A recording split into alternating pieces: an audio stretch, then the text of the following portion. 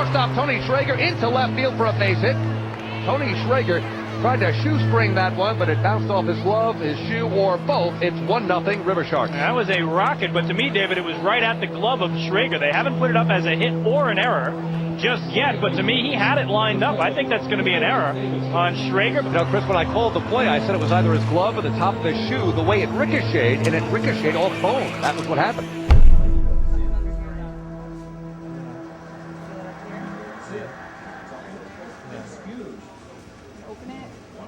Just banged up a little bit, nothing serious. I didn't see the ball that well coming off the bat. It was a real hard line drive, about knee high, just to my backhand side, and I reached for it and misjudged it, or the ball was knuckling, or whatever happened. The ball hit me on the wrist just above my glove. I don't think it's anything bad. They wanted me to take an x-ray of it just to make sure, just because there's real small bones in there. Something might be a little fracture or something, but to me it felt like a bruise, and I'm sure, especially we have Monday and Tuesday off, by the end of those off days, I'm sure it's going to feel, good to go.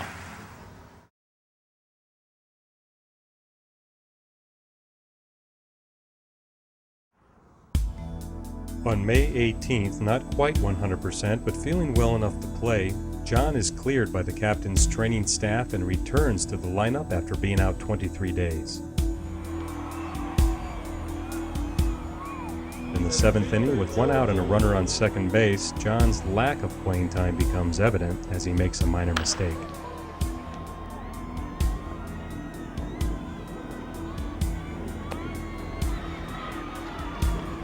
I was going back in a ball, and there was a runner on second base, and I didn't get the throw in quick enough. The runner ended up scoring from second, which was embarrassing. I was pissed off. It was a learning experience, and it isn't so much that I was mad about it as it was I have to do this, just like your parents tell you, this is going to hurt me just as much as it's going to hurt you.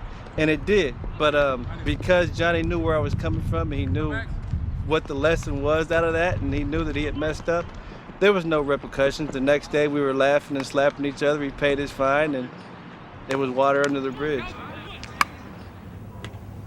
All I know, he got the message across, and it won't happen again, so.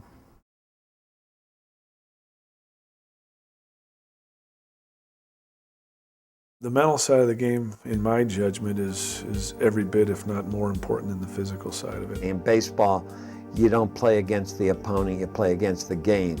And the two obstacles of the game are boredom and frustration. It's a frustrating game and it's a boring game. Boring game meaning there's a lot of time between pitches to think. You have so much pressure on you to get to the next level and perform, and guys just fall by the wayside because they're not mentally tough. And in this game, you got to be mentally tough. It's mental toughness. It's being able to handle adversity. It's knowing yourself and what you have to do to prepare yourself to get ready to perform. Sometimes your body just tells you, I can't do it today. It's just, I feel terrible. And your mind has to say, no, you have to do it. It's a long process. And the bus rides can wear you down, and getting moved up and down and seeing guys pass you by. But if we can focus on what we got control of, that's huge. Because all I got control of as a pitcher is 60 feet, 6 inches, and pound the mitt. You really want to take your mind out of it a little bit. Because if that gets involved when you're going bad, it'll go bad in a hurry. Shifting from thinking about it to doing it. Thinking to trusting. Shutting down the thought process. So it's balancing thinking the game without letting the game get in your head, sort of. Because like Yogi Berra said, you can't think and hit at the same time. When you're going well, I can't wait to get to the field the next day. Well, when you're going poorly, you can't let that doubt creep in your mind. Geez, I don't want to go to the field. Who knows what's going to happen today? And when you're going poorly, you're thinking a lot of the uncontrollables, a lot of the what ifs. So it becomes really a mental game. It's a game within the game itself, on the field as well as off.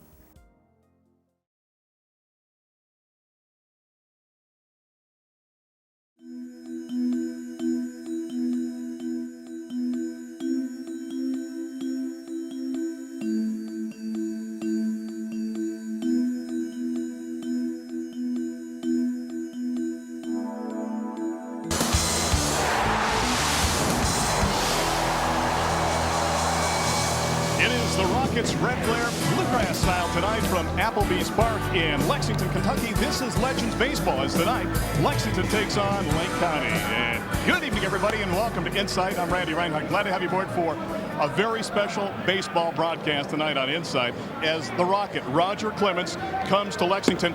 9th winningest pitcher all time, 2nd in career strikeouts, and he is on the hill tonight. This house is ready to see the Rocket tonight. You have no idea. It was super duper quiet. You know, we were all just sitting there and everyone's like, yeah, this guy's going to dust all those kids, you know.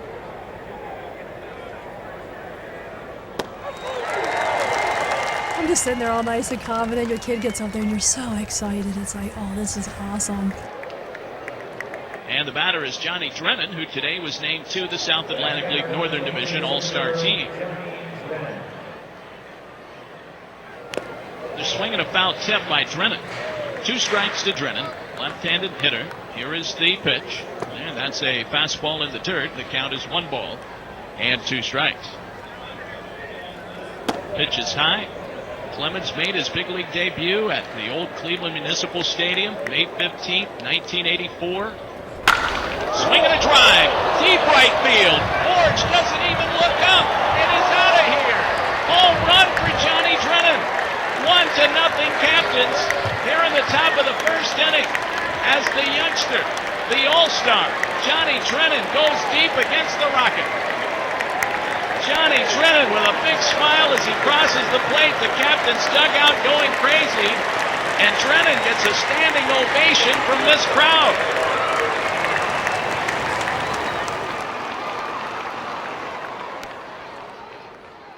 You know, I just stepped in the box. Mine was clear, and you know, he threw me some good pitches and stuff, and count was 2-2, and he ended up hanging a, you know, a split, and you know, I got it.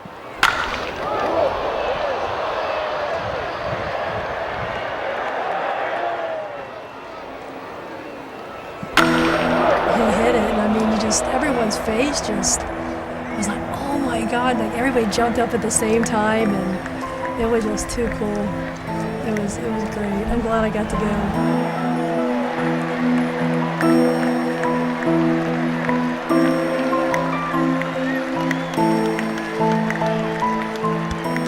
You know, it was a good time, and I got around the bases, and you know, my teammates were pretty stoked about it. You just took Clemens deep, you're gonna be on ESPN, this and that, and I was like, oh wow, like, you know, it's a home run, you know.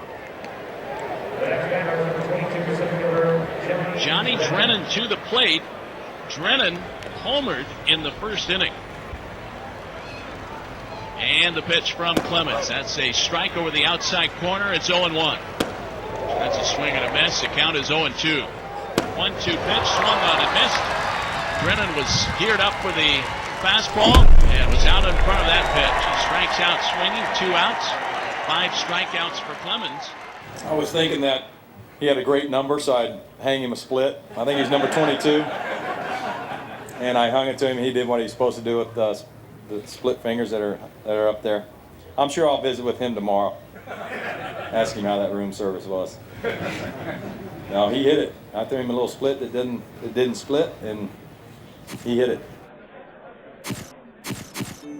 Well, he never got any sleep that whole night, you know, because he had like 22 voicemails, and then all the press was calling the hotel, and finally it was like the next day. I mean, you could see he was just wore out. I said, Johnny, you've got to get some sleep. He's like, I know. I was like, wow, that was a pretty big deal right there, and you know, it was pretty sweet, and you know, I'll always remember that.